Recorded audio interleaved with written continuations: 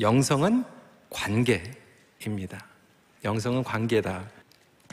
영성훈련의 본질은 관계입니다. 하나님과의 관계, 나 자신과의 관계, 그리고 이웃과의 관계예요.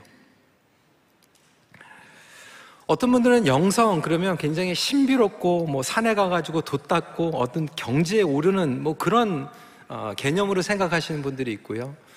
기도를 하면 안 막히고 몇 시간 기도하고 금식하고 성경 암송하고 또 열심히 섬기는 이런 부분으로 생각하시는 분들이 있습니다. 물론 그런 모든 부분들을 포함하고 있지만 사실 그 모든 것들은 하나님과의 가까운 관계, 그리고 나의 삶을 통하여서 다른 사람들을 섬기는 데에 핵심 가치가 있습니다. 우리 신앙생활에 있어서 이것이 가장 우선 순위이기도 합니다. 마태복음 22장 37절부터 39절 말씀 우리는 수도 없이 들었죠.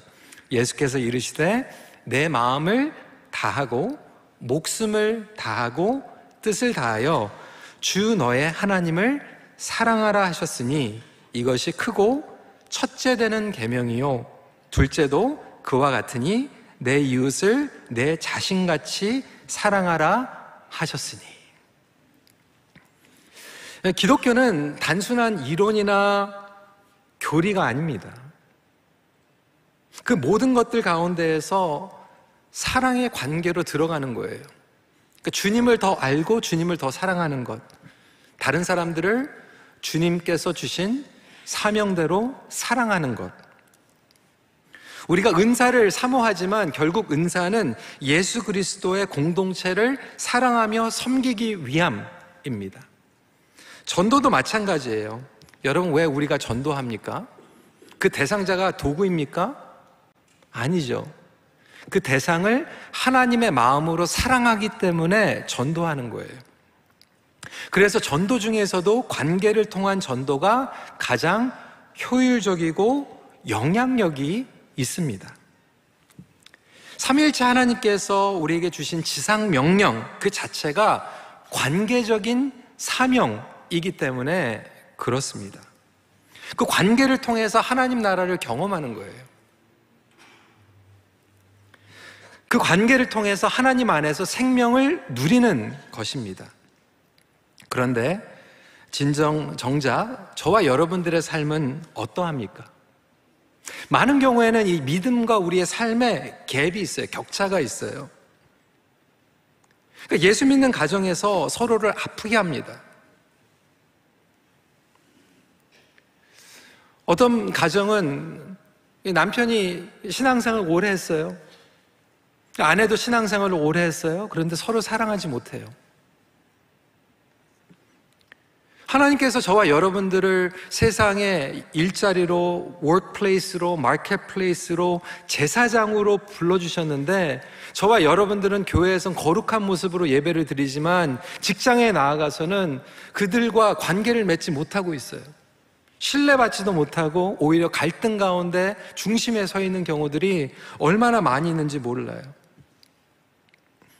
예수님과의 관계 가운데 예수님을 닮아가야 되고, 그리고 예수님과의 그 관계를 통해서 다른 사람들에게 블레싱이 되어야 되는데, 이렇게 우리의 신앙과 우리의 삶이 격차가 계속해서 벌어지고 있지는 않은가요?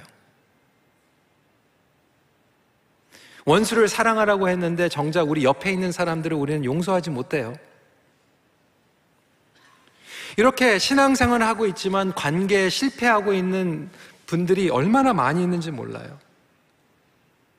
여러분, 여러분들이 관계를 실패하는 인생을 살아가고 있다면 어떠한 의미가 있을까요? 모든 것을 다 가지고 쌓았다고 해도 하나님과의 관계가 없으면 저와 여러분들에게 영생이 없어요. 나 자신과의 관계도 마찬가지예요. 수많은 것들을 누리고 있지만 내가 내 자신을 존중하지 못하는 사람들, 결국 다른 사람들을 학대하는 사람들은 자기를 학대하는 거거든요. 자기를 사랑하지 못하기 때문에 다른 사람들을 사랑하지 못하는 거예요. 가장 가까운 사람들과의 관계가 엉켜져 있죠.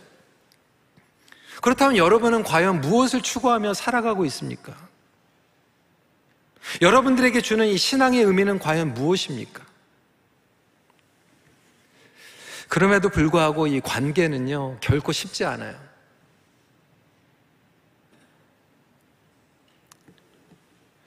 저는 이번 시리즈를 통해서 우리가 관계를 맺고 있는 이 패턴에 대해서 조금 곰곰이 생각하는 시간을 가졌으면 좋겠어요. 나와 하나님과의 관계는 과연 어떤가? 나와 내 자신과의 관계는 어떤가? 그리고 이웃과의 관계는 어떤가?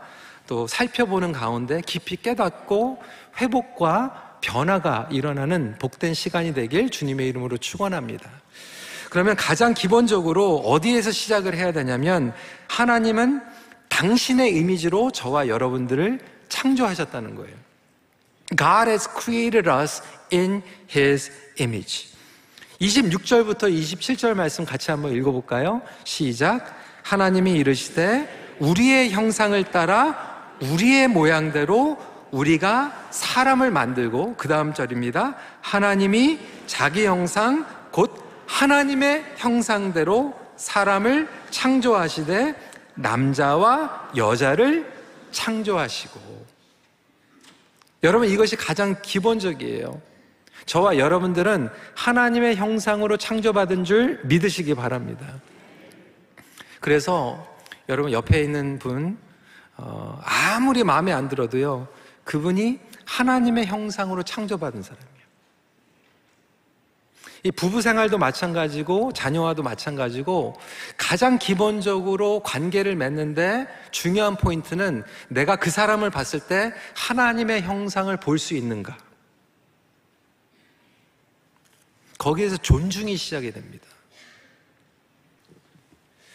그러니까 하나님을 온전히 믿는 것, 그리고 온전한 관계, 그리고 그 모든 것들을 통하여서 평안과 기쁨을 누리게 되는 거죠. 여기에서 굉장히 중요한 포인트는 뭐냐면, 이 관계 영성의 축이 세 가지, 삼위일체 하나님과의 관계, 나와 관계, 이 서로의 관계가, 이 세 가지가 분리될 수 없어요. 어떤 분들은 이것을 분리해요. 나는 하나님과 관계는 좋은데 옆에 사람 필요 없어. 그거는 하나님과의 관계가 제대로 안 돼 있는 거예요. 이게 상호적이고 역동적으로 같이 연결되어 있어요. 그리고 서로와의 관계를 통해서도 우리는 하나님을 알아갑니다. 예를 들어볼까요? 아이들이 태어났을 때 하나님의 관계를 어떻게 경험합니까? 엄마 아빠의 무조건적인 사랑을 통해서, 아, 하나님의 사랑이 이런 거구나, 무의식적으로 경험할 수 있어요. 그리고 하나님의 사랑을 경험하면서 또 부모님들을 공경하게 되죠. 사람과의 관계를 통해서도 하나님의 사랑을 우리는 경험하는 존재잖아요. 그래서 여러분들이 교회에 와가지고 상냥하게 맞아주고 존중해 줄 때, 아, 하나님의 사랑이 이런 거구나 경험할 수 있는 거예요. 저는 이번 기회에 또 말씀을 통해서 저와 여러분들이 다른 것도 필요 없어요. 여러분 가장 옆에 있는 사람을 통해서 하나님의 형상을 하나씩 하나씩 발견할 수 있는 저와 여러분들이 되시길 주님으로 축원합니다.